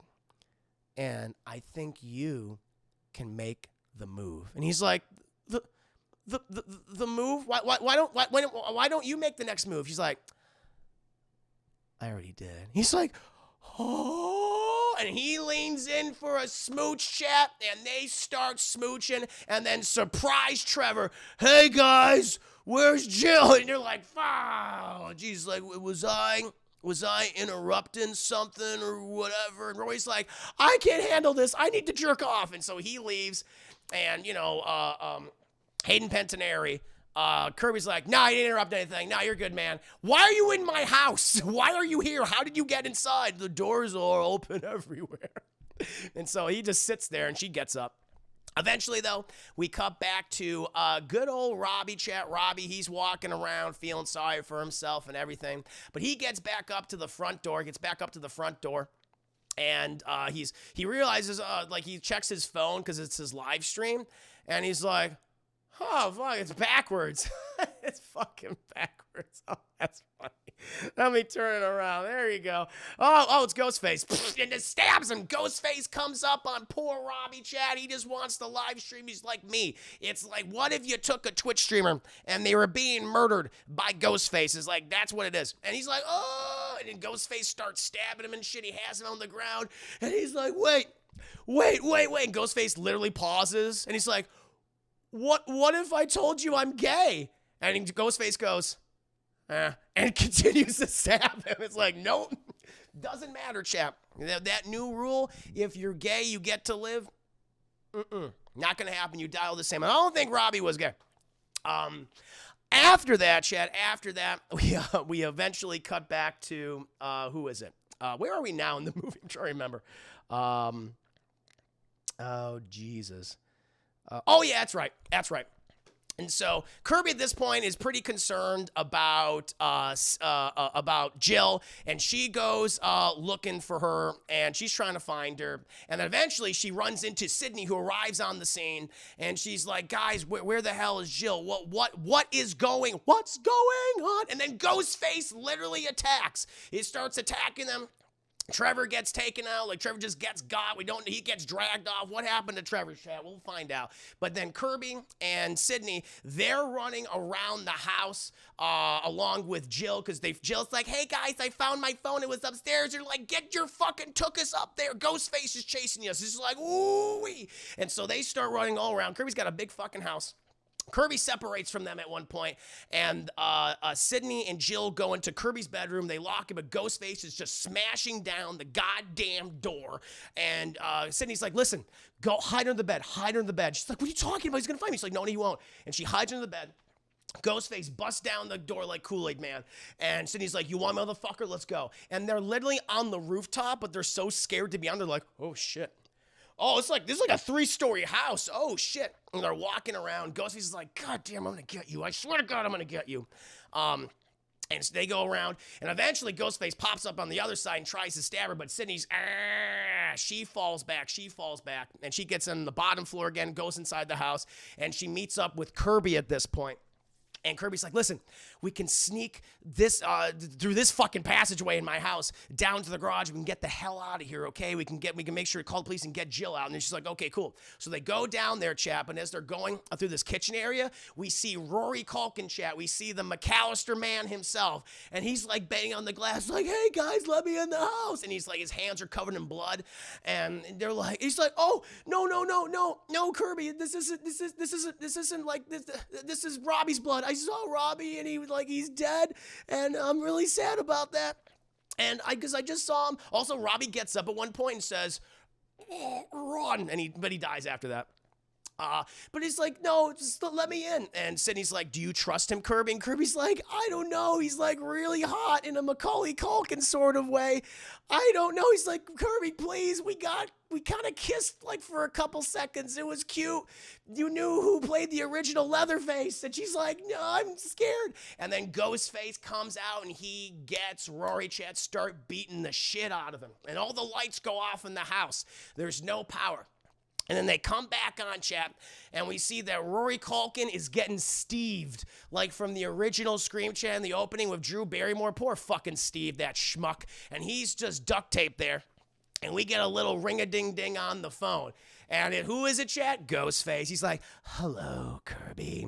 Do you like scary movies? She's like, motherfucker, you know I like scary movies. We're doing horror movie trivia. Let's go. And at this point, Sidney's like, listen, I'm going to go look for Jill, okay? I'm going to go look for Jill.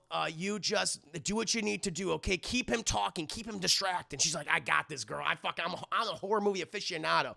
And he's like, okay, well, you know scary movies. She's like, bitch, please. I know scary movies. And he's like, okay, first question. What's Jason Voorhees' main weapon? A machete, obviously. He goes, okay, all right, you got me there. All right. What was the original horror movie that started the slasher craze? She's like, Alfred Hitchcock's Psycho. Move on. He's like, no, it was 1960s little-known film Peeping Tom. She's like, no one ever saw Peeping Tom, okay? No one saw that shit. You know what? You give me another question. Give me another question. She's like, all right, I'll give you one more question. What's the popular horror film that was remade in the year 2000? In the 2000s? She's like, oh Jesus Christ, fucking Rob Zombie's Halloween, The Fog, Texas Chainsaw Massacre, Nightmare on Elm Street, Piranha 3, Double D. I got it right, didn't I? She lists like all the horror reboots, Last House on the Left, everything, Chad. And she's like, I got it right, didn't I? And he's like, shit. He hangs up. He's like, goddamn right, I got it right. I'm fucking Kirby. And so she steps out and she goes out there. She's looking around, and she's like, Rory, I got you, dude. And so she starts like, I'm tying him. Like, don't worry, we're going to get out of here. Sidney's got this. Don't you? He's like, oh, Kirby, thank you so much. Oh, I just wish. She's like, what is it, man? What do you just wish? I just wish you paid attention to me 4 years ago. Stab. He stabs her, chat. Rory is a ghost face. He stabs her in the tummy. And she's like, oh, and he's like, oh, now you know how it feels to never be noticed. All those times I was looking at you and you never looked. He's an incel. You never looked at me. Stab again. She's like, oh, Rory, no. And it's like, unlike the movies, it takes a long time to bleed out. And this is the last we see. This is the last we see of Kirby. Now, I don't believe she's dead. I remember the internet petition about this. Oh, people just like, make sure she lives. She needs to survive because we don't know what happens to her. We don't know. I mean, she's bleeding out. Like, I think it would be really the betrayal, but it hurt me. Rory's a bitch. He's a bitch. He's an asshole. I was hurt by this scene. I was like, no, because I was like, oh, she's gonna live because she's so much fun. She's such a great character. You know, she's intelligent, she's sexy, she's nerdy, she's the whole fucking package shit. You know, and then that's why you feel something when she dies. But no, they're gonna bring her back. They'll tell it like, oh, she recovered from her injuries. They'll just something, please. Not my Kirby. But then we like, okay, shit, Rory Culkin is one of the Ghostface killers. Eventually we go back inside the house and Sidney She's going in there. She's looking for Jill, and she opens the front door, and then stab. Oh, she gets stabbed, chap. And then Rory Culkin comes up behind her. Stab. Oh, she's getting... No, not Sidney. She needs to live. And she falls down on the ground. You know, she's like holding herself up on the kitchen counter. It's like, you ain't gonna kill me, motherfucker. You ain't gonna kill me. So she sees it's Rory. He's like, you asshole. And then who's this other Ghostface check? Because there's 2 killers. And the person takes off their Ghostface mask. And it's Jill. It's Jill, her cousin. She's like, you fucking bitch. And she's like, I'm sorry, cousin. I had to do it. And we had to do it in this way. A remake of the original, the best film. And it's all because of you, Sidney. I had to live my fucking life in your shadow. Every day, everyone brought up Sidney Prescott, and how great she was, her experiences. No one ever asked about me. No one ever asked about me or my fucking life. But I realized with the power of social media, I could get my own story. And I just teamed up with Rory Culkin, who is an incel and very horny, and we plotted this whole thing. We are the Billy and Stu of this remake, Sidney. And she's like, oh, Jesus, that's really cool. She's like, I know, right? Didn't expect that. And hey, gotta keep it consistent, right? And they go into the closet. And they open it up, and that's where surprise Trevor's like, what's up? And they rip the fucking duct tape. He's like, ow, that really hurt. And they knock him on the fucking ground. And he's like, oh, he's like, ooh, yeah, this looks familiar, doesn't it? Just like your dad. This is how we're gonna fucking plan it. It was Trevor. We're gonna have all the social media stuff linked to him.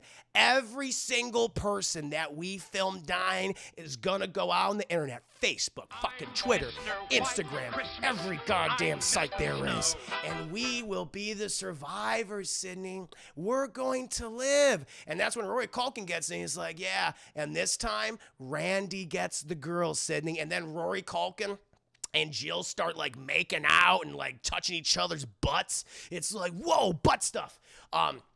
And then she looks down at Trevor. He's like, well, you're going to blame me for all the murders? Yeah. And, heaven help you when you scorn a woman, Trevor. She says literally, I'm not a bitch you fuck with. And she gets a gun and she shoots his dick off. He's like, oh, you shot my dick off, man. And she's like, yeah, I'm going to blow your head off. And then boom, she blows his head off, chap.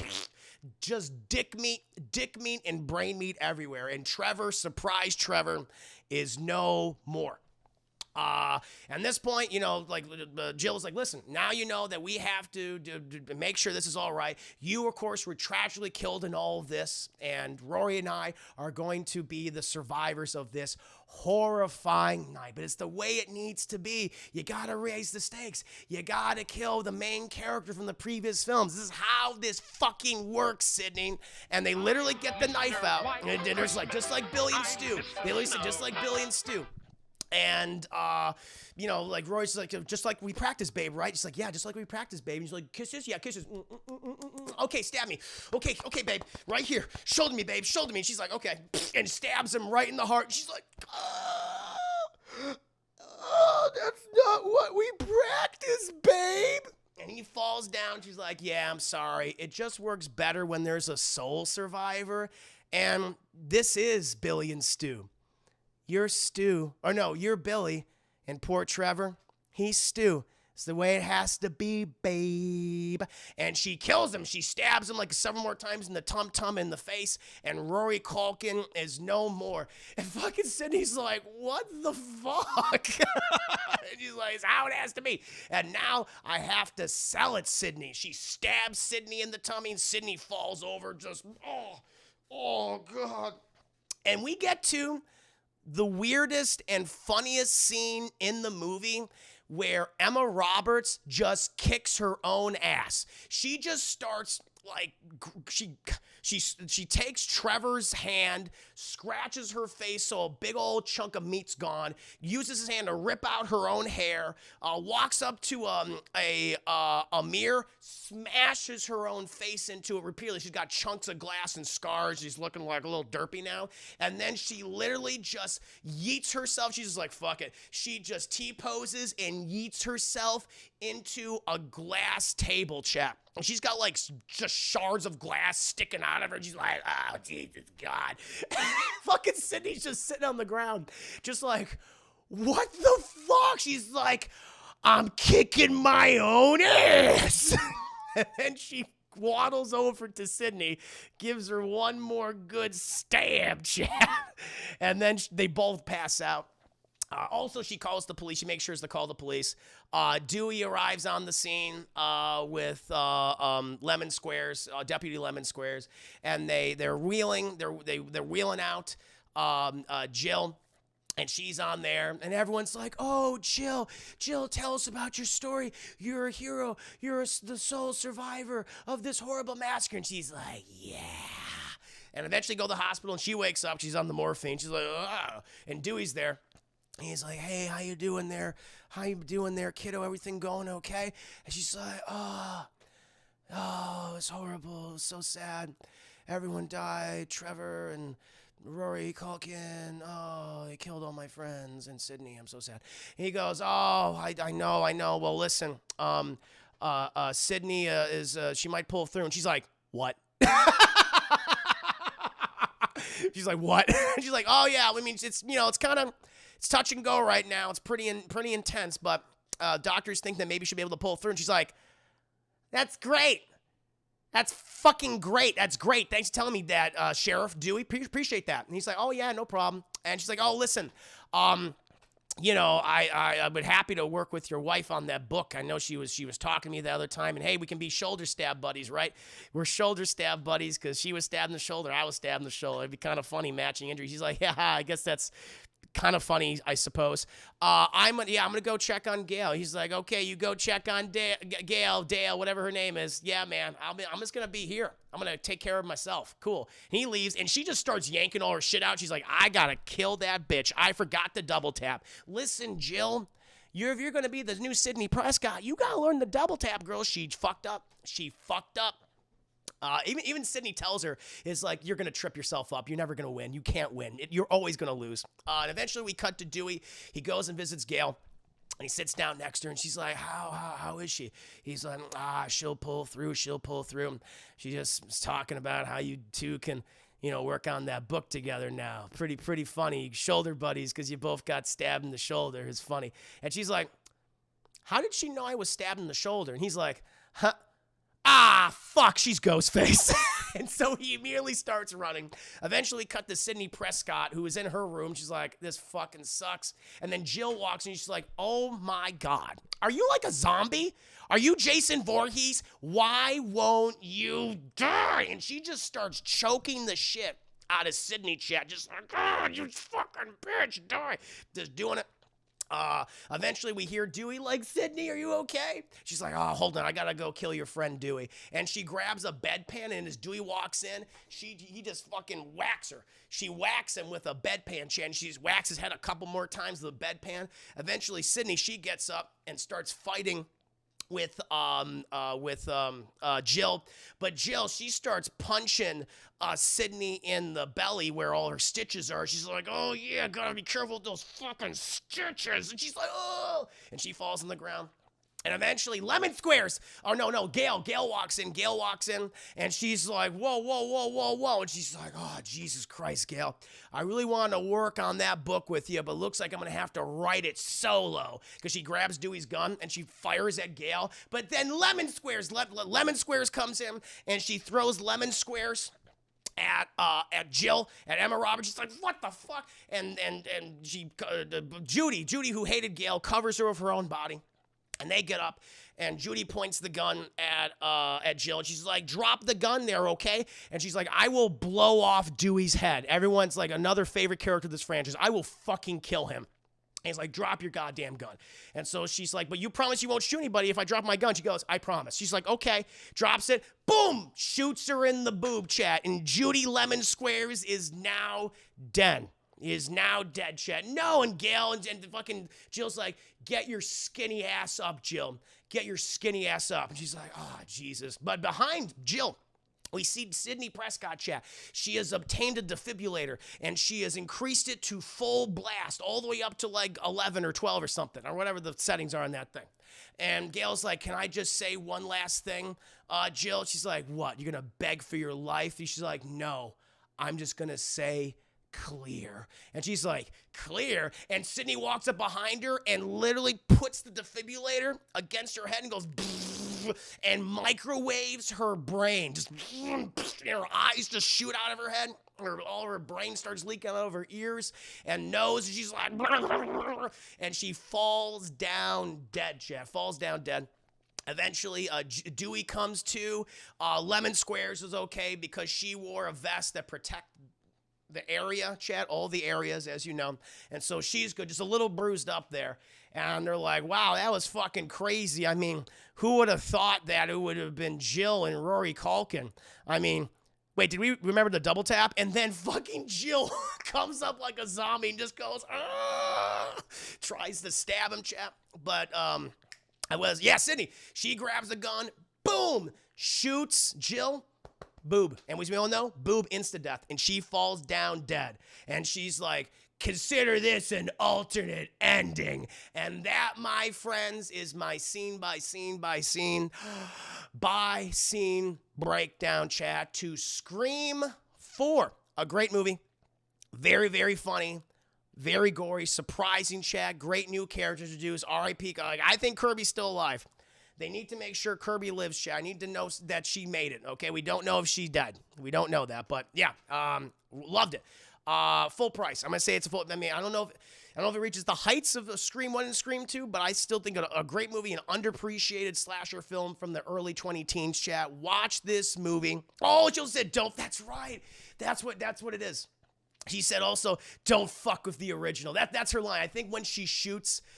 When she finally shoots Jill, she says, don't fuck with the original. That's such a great line. Loved it. But yeah, no, I think it's a great movie. I was very surprised how much I liked it. I love the twist. I did not see it coming this time, chat. So Scream 4, really, really good.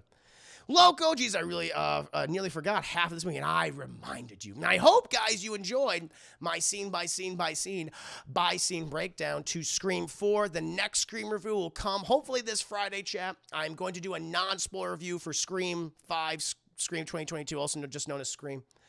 Can't wait for it, chat. Sorry that I missed some biddies. I was just in the moment, chat. I was in the moment. Awesome, the 5 years. I like to understand how Stu and Skeeter did. They both pretty strong, but the 3 Culkin and Emma Roberts, I don't think they were strong. Man, they were kicking ass. Oh, we saw them getting flopped around the room and stuff. So I think it worked. And thank Luke Dawson, 3 biddies. Before that, she says, you thought your BF was bad, Cindy. At least he made you famous. That's right. That's a great line. Really good line. I like when they shot his dick off. Oh. Newsy Raven, thank you, sir. This is Wendy's. Thank you, Newsy Raven 7, for resubscribing. And I hope, again, guys, you enjoyed the review. It's funny because I spent the whole movie waiting for Jill to be less dull. Like, there it is. Yeah, because she's like, okay, you're kind of just whatever. And it's like, oh, that's why you're whatever, because you're the killer. Yeah. That was a great reveal. Mr. White Christmas. So in hindsight, I see why they did that creepy Judy Hicks scene, but it was so awkward and weird that I never thought for a second that she was going, yeah, that's the thing. Exactly. It's always like the person you least, well, sometimes it's the person you most suspect or least suspect. They go back and forth in the movies. I think it's pretty cool. Like Billy's like, oh, Billy Loomis makes sense, of course. But like Jill, it's like, what, why? But now we know. I like her motivation. She was social media crazed. Like her whole thing's like, I don't want to have to work a job. Who wants to work a fucking job? No, I don't need friends. I need fans. I need fucking fans. I'm like, oh, that's so cool. I love that. I feel like Jill did all the planning, Culkin did all the killing. I could see that. Yeah. So it's a great movie, Chad. I highly recommend checking it out if you have done so. Give it another look. I think it's super underappreciated. It's much better than Scream 3. I'm giving it a full price. I think it's a full price movie, Chad. I had a lot of fun with it. But now, my friends, we are going to move on to the... hope you enjoyed the review. And I told you it was going to be a long one. It was a nice, long, thick review. Thinking about a little bit over an hour and a half, chat. But now we're going to be moving on. I didn't expect you to totally caught that Macaulay Culkin. Yeah, you was like, oh, it has to be Rory. He's so horny.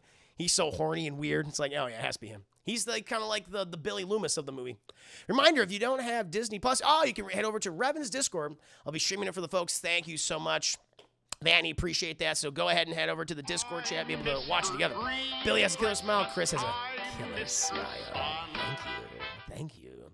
And thank you, Chris, for the 5 days. So long, I got to tap out now. Have a good night, Juice. Chris Ayers, have a great evening. Sleep well, good sir. Sleep well. Oh, my Lord. Okay. But, chat, I'm going to take a quick break. I'm going to refill my beverage, and we're going to start watching the book. And in the meantime, get on Disney Plus. Get on Disney Plus, because we are going to start watching the Book of Boba Fett. Didn't see full price code. Wonderful. Thank you, Loaded Gun. Thank you. No, I hope you guys liked it. This one I was a lot more passionate about just because I think it's just a lot better movie, and I could actually follow it. Like, Scream 3 was like, wait, what the fuck's going on? Where are we now? This is what I liked. Hey, Chris, I really enjoyed the Scream 4 review. Thank you, Ronnie. Thank you. Yeah, you liked it. I love if the news Ghostface was Macaulay Culkin. Beverly. Yes. Hell yeah. Oh, Lord. Let me go. No problem, man. Have a good night. Sleep well. We're going to be jumping into the Book of Boba Fett. Chat. We're going to get that ready. And after the Book of Boba Fett, we're going to do some single-player shenanigans in Death's Door and then some multiplayer shenanigans in Among Us. Should be fun. Thank you, Melody. Thank you. And I'm glad you guys liked the review.